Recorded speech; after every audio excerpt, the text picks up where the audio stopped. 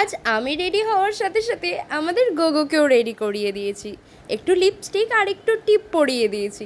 কি ঢংটাই না করছে। এবার প্রথমে হাঁটা পথ, তারপর একটু গাড়ি করে চলে গেলাম মেলায়। বেশ কিছুদিন হলো আমাদের এখানে এই খাদি মেলাটা শুরু হয়েছে।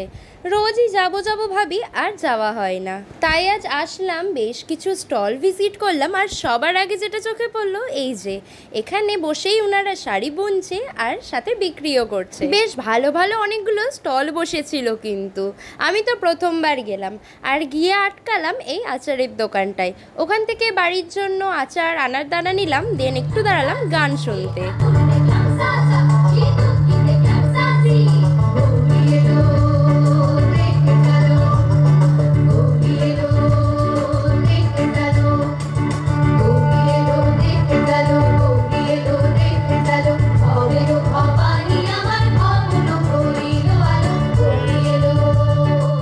বাইরে বেরোতেই চোখে পড়লো এই ফুচকার দোকানটা।